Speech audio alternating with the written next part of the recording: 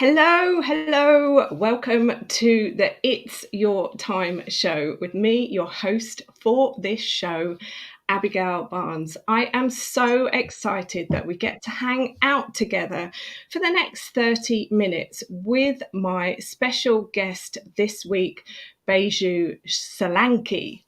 So each week we bring you transformational stories from entrepreneurs and professionals around the world, sharing their life-changing experiences to give you the proof that you need of what's possible after adversity. So as well as inspiring and motivating, this will sort of give you things that you can do to take control of your time, to take action on your dreams.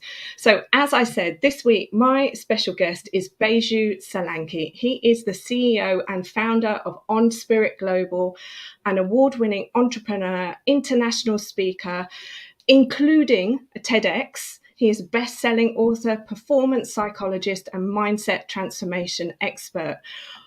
Baiju is on a mission to empower entrepreneurs to get them into the entrepreneurial spirit and help the next generation of professionals using his educational platform, the EnSpirit Academy. His CV goes on. We will cover the rest of the amazing things that he has done throughout this session. So as you are joining live, let us know in the comments where you are joining us from. If you're joining on the replay, let us know that you're here for the replay. So, Baiju, welcome to the show. Abigail, thank you so much. You've broken my mold. It's the first time I've done a LinkedIn Live, and I know you've streamed this in other places. So really excited to be here and about this session. I am so excited that this is the first time you have done a LinkedIn Live. So let's get started. I love to know and to build a picture for people, because it's so easy to talk about where we are right now, but it's where we were and the steps that have got us to where we are that I really believe gives people the proof of what's possible. So if we could start with 4-year-old Baiju, what did he believe about life and about the world? I wish I could remember. All I know is this entrepreneurial spirit, this individual you see in front of you, wasn't really realized till his mid-30s.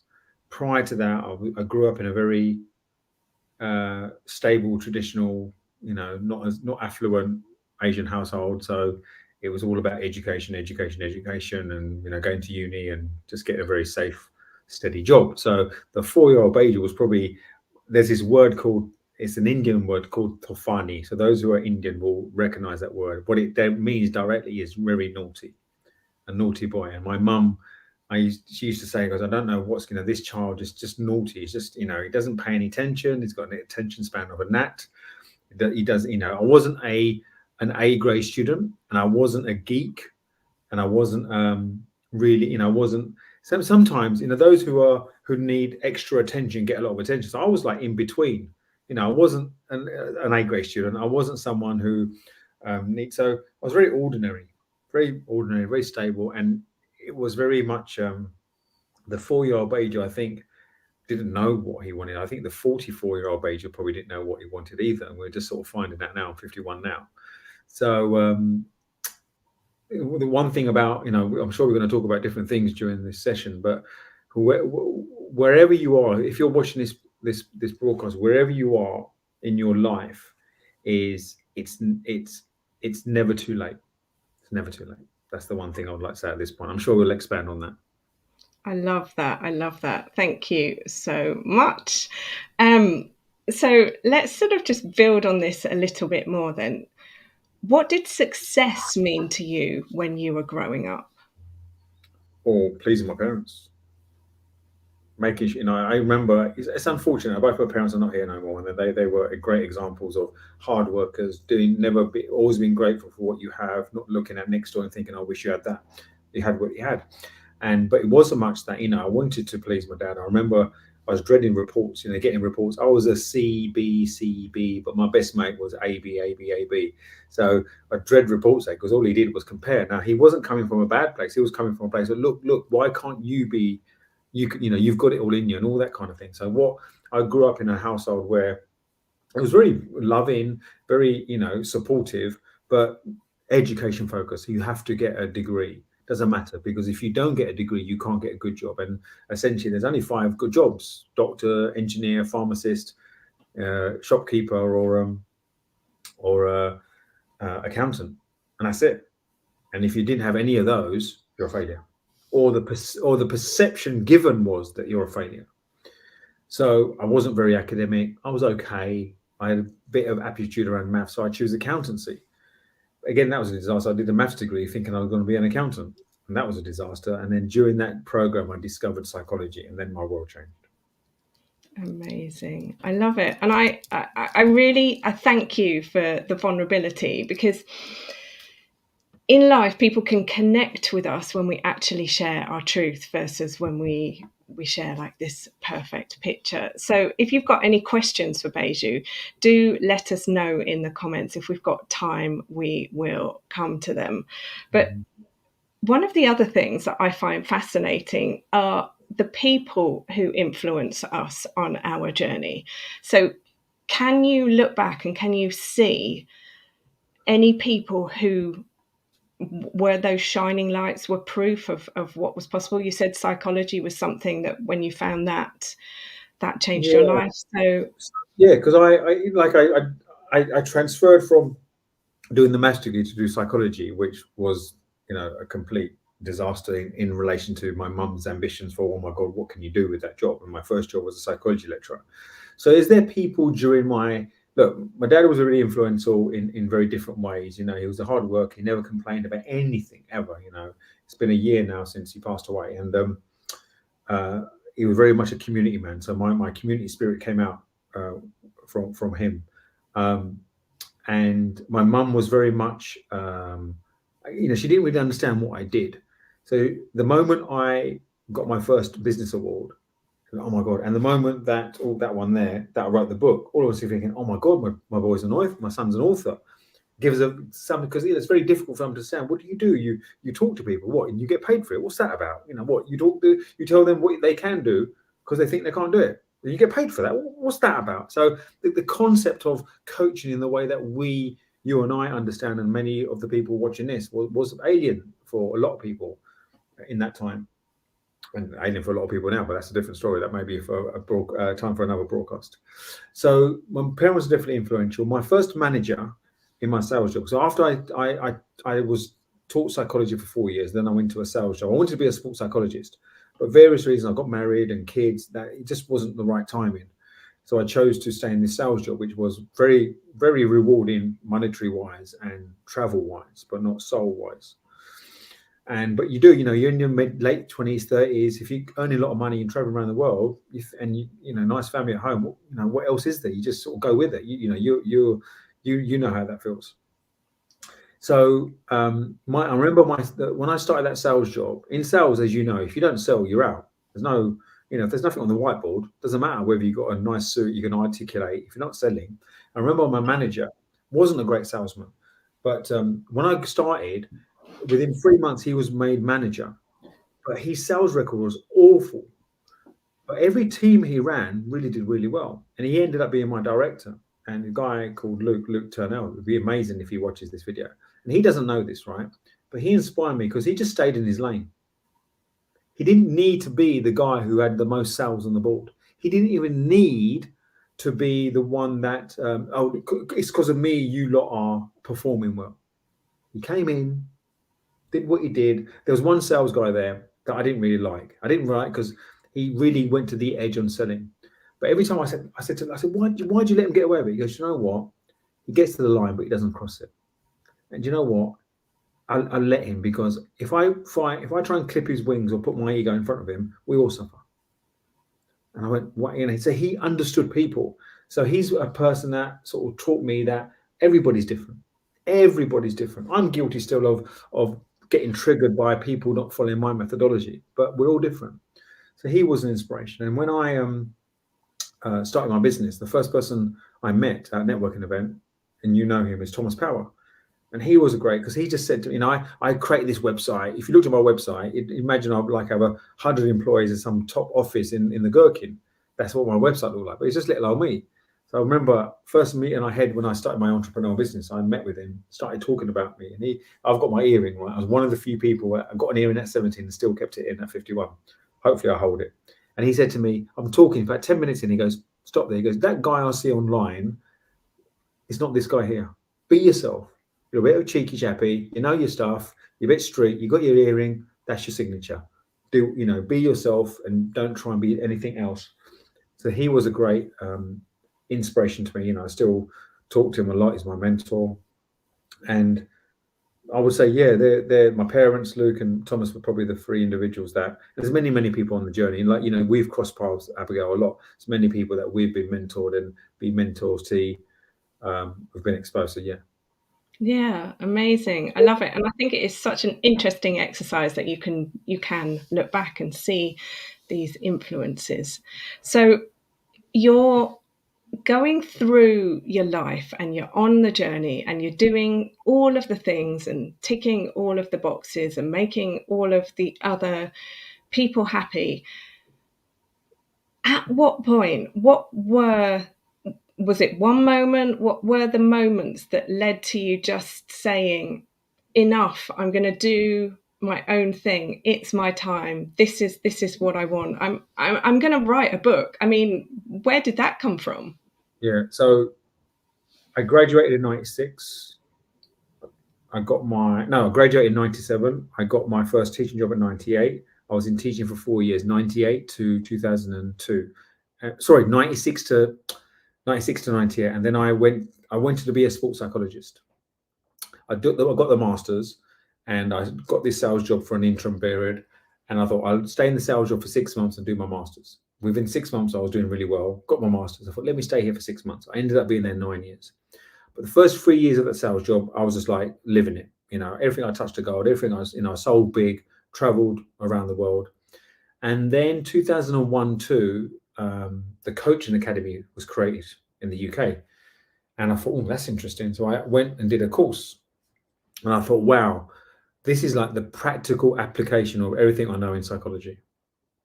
I'm going to be a coach. And at that time, Oprah was massive. She had her daytime show. And there was a guy on Oprah called Dr. Phil Gray. Not Phil Gray, Dr. Phil, can't remember his, Dr. Phil, their life changes. And at the same time, in the UK on GMTV was our friend Pete Cohen. So between 2001 and 2005, I talked a great game. I want to be a coach. I'm going to do this. I'm going to do that. But I talked a great game, still went to work, went back home, weekends, played cricket. That's it. Now, you asked about a pivotal moment. It got to the point whereby I looked at my life. I was 36, 37. I thought, I've got to do something. I was getting promotion at work. I was getting offered equity and all these sort of things. And there was a moment in New York. I was on a business trip to New York, about to close a massive deal, one of my biggest deals and one of the company's biggest deals. And I got the deal literally within an hour of going there. I thought I was going for a close meeting. I basically went in there to collect a purchase order number. That's how the deal was closed. I remember this was before mobile phones were active. I went back to the hotel to ring the office. Told them I got the deal, fax the order over. And in that moment, I sat on a bed. I thought, wow, how I felt ecstatic for 3 seconds, Abigail. And then I sat there. I thought, why do I feel so empty? Why do I feel soulless? I can't get any higher in it. I can't do any more in this business. I've closed a big deal. Why? If this is the pinnacle of my business and I don't feel like I've reached the pinnacle, something's wrong.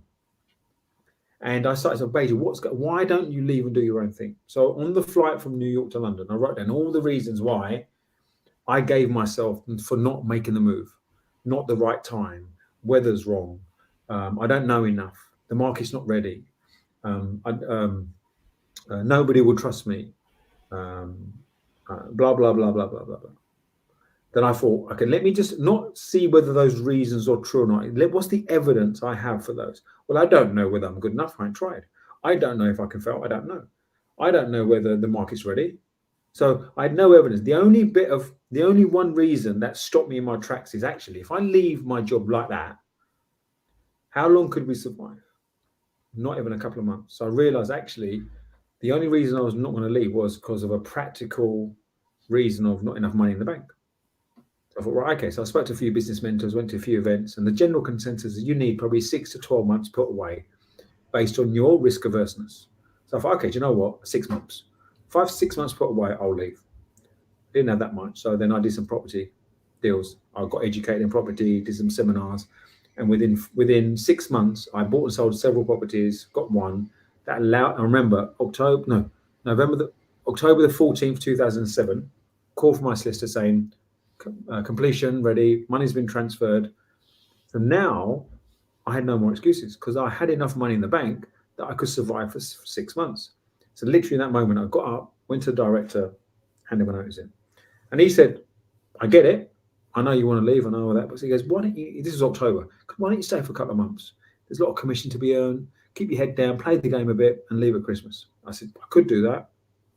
And what's 3 months going to do? I said, I could do that. But guess what? There'll be Easter. Then there'll be a summer.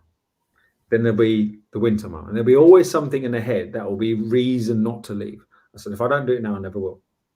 Walked out the office and that was it. Done. Next day, at home in the loft, laptop, me.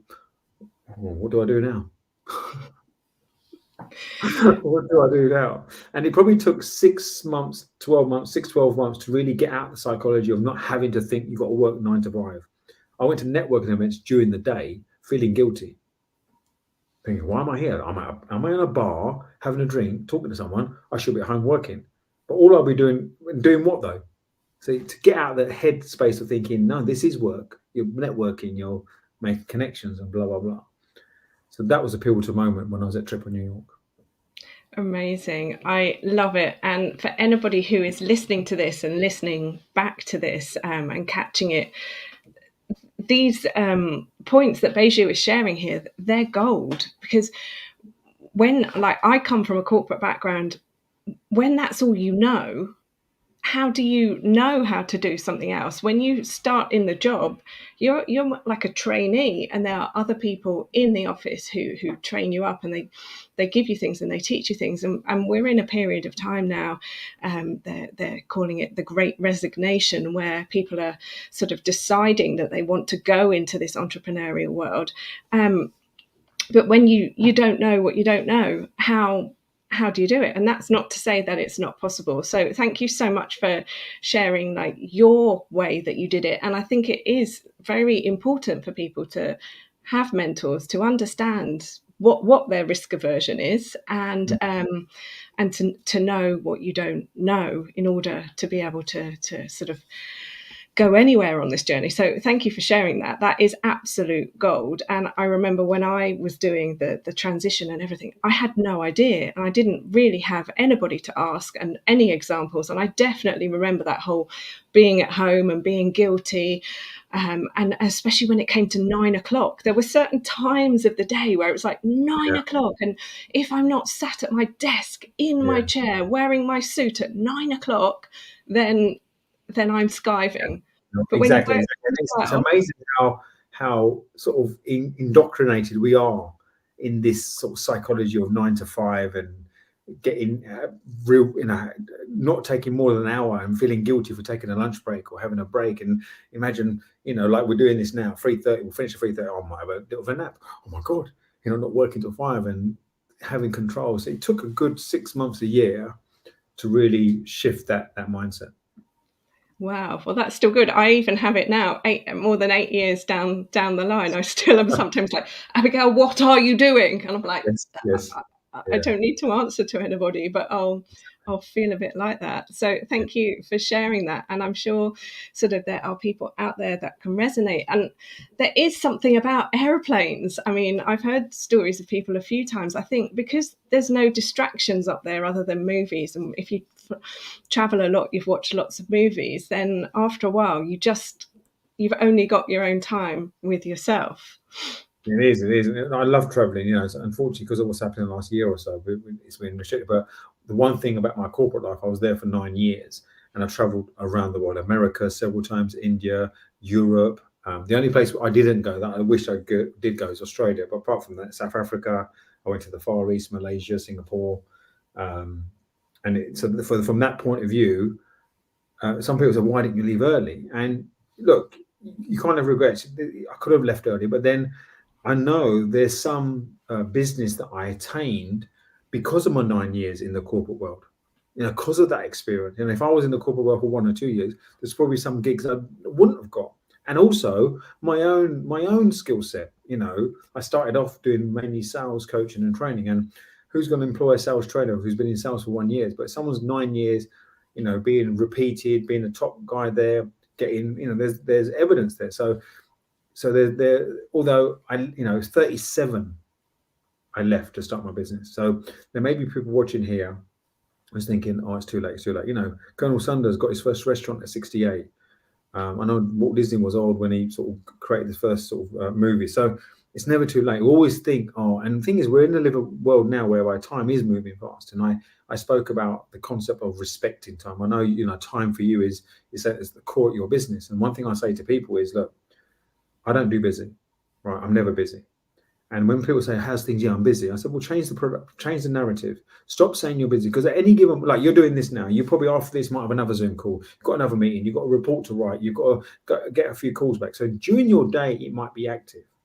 But don't have the thought process that I'm busy today. Just at any given moment, I'm doing what I'm doing. And then you might be doing 10 things during the day. But if you remove the concept of busyness and respect the time for what it is, invest time, don't consume time. I'll give you a little story about invest consuming. When I was doing this research around leaving my job and how do I leave my job, I went to this property seminar, right? And there was this is when, the properties events at Excel, we had like 1,000 people going. So this is one seminar room, about 300 people in the room. And the guy was talking about, property investing and who wants to be a property millionaire and blah, blah, blah, all this, right? Then he said, right, the little exercise, people. He goes, there's 300 people, and he goes, like, I'm about to put on the screen, I'm about to put a couple of people on the screen. And if you recognize these people, put your hand up, right?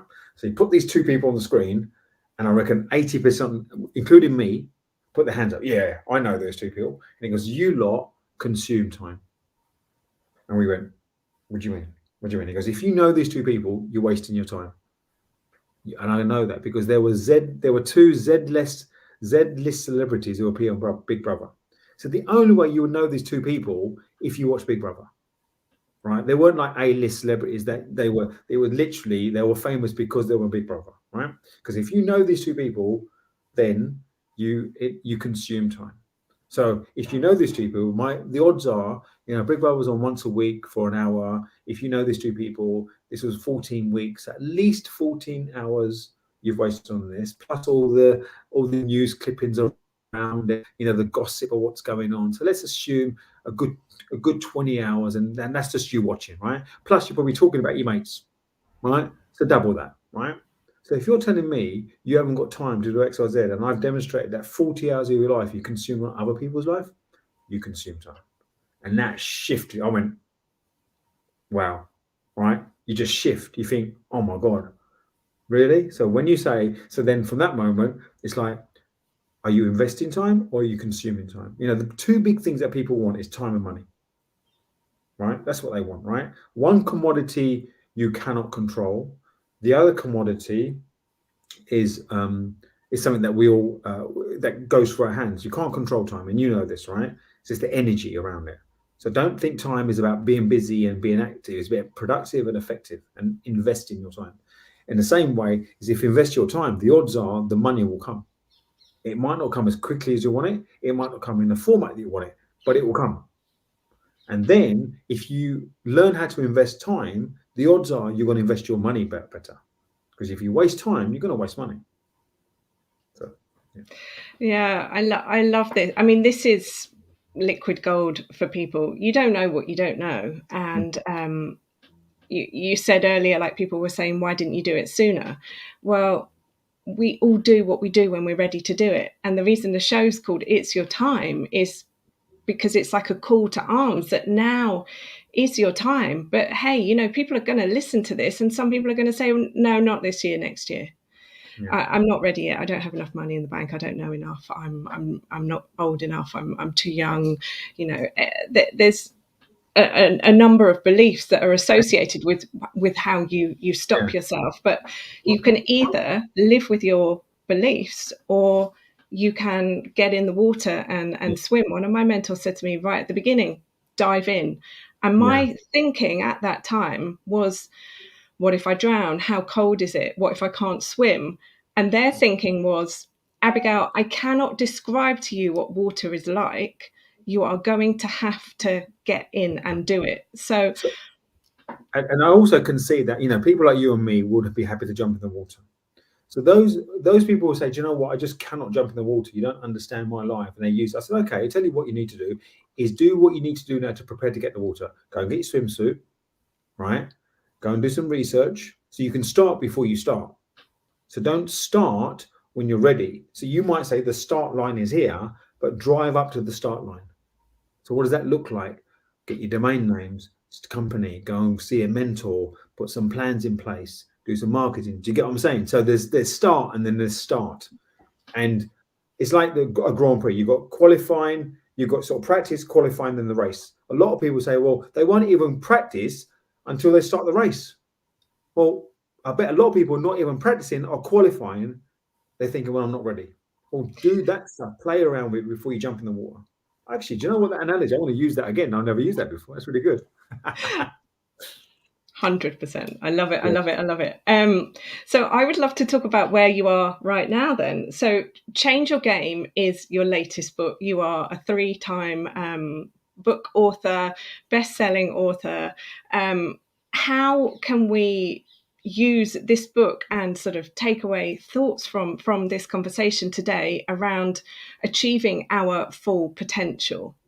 Yeah, well, when I wrote the book, it's coming off 18 months and 2 years now, and the book is the result of sort of the work that I've done myself and working with other clients. And the Change Your Game formula is based on the premise that life is a game, and there's 3 core games that you need to win.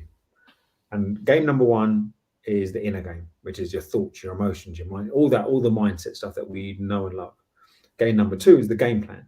And the game plan is the strategy and the roadmap that you need to create in order for you to create the life and business you desire. And the third game is the outer game. And what's the outer game? It's the actions. Well, not just actions. It's how consistent and or persistent you are in your actions. So the way the book is written is broken down into those sort of 3 sections. But the best way, if people are watching this live stream, is what I've done is people read the book and I thought I got some great feedback. But I've also thought, actually, people are different stages of their games. And it's very fluid. It's not like you have to conquer one game, then the next game. For some people, for them to have a strong mindset, they have to take a lot of action. For some people, they have to have a great plan before they take the action. For some people, they need to have a strong mindset before they take the plan. So it's fluid, right? So what I did, I created a sort of a scorecard, a quiz that measures how strong your game is. So if you take the scorecard, you get the opportunity to download the book, this book, as a free digital download. Now, this is what I say. If you're watching this live stream, if you take the scorecard, if you then message me, and you can find me on LinkedIn, on Instagram, or whatever, and you quote a quote from this live stream, I will then send you a free copy of the physical book, which is, I can't find it now. Where's my book? It's somewhere here. There. You can see it. You can see it there. You can see it there. You can see it on the picture. No, I love it. I'm sure if you on this live stream, you can put the link to the scorecard. Yeah. If you take the scorecard, you get an opportunity to download the free digital book. But if you want the digital copy, if you want the physical copy, is you're watching this live stream, go back on the recording, find a quote I give you on this live stream, quote that back to me, and then I will send you a free signed physical copy of the book. Awesome. Thank you so much. That's amazing. And I love this, that we have these 3 games, and how we are and where we are is creating the reality that we're actually having. So thank you so much for coming on the show today. And if you've watched this live, or if you're listening to this on the podcast, all the details for how to find Baiju will be in the show notes. But is there any place or any last thing that you would like to leave us with before we call this conversation today Look, complete?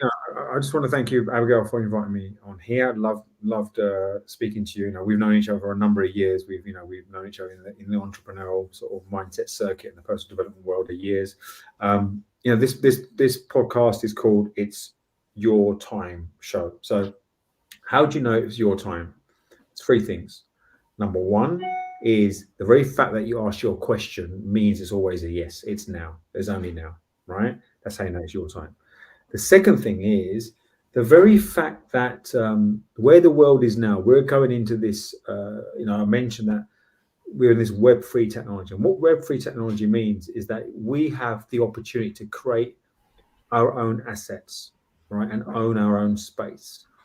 And doesn't matter what industry you're in, right? Whether it's like service industry, you've got a product or anything, or whether you're working in an organization, is you are your own product. We talked about our own domain names. Is how do you make sure it's your time? Is look at the assets that you have in your life and ask yourself, well, what do I need to do? Don't sort of look at things like crypto and blockchain and everything. Oh, that's not for me. Do your research. It's not about a tech world. It's about a human world that uses these assets. And number three is the very fact that you're watching this, there's no coincidences in the world. No coincidences. Everything happens for a reason. Is honor your own talents to take one action after this.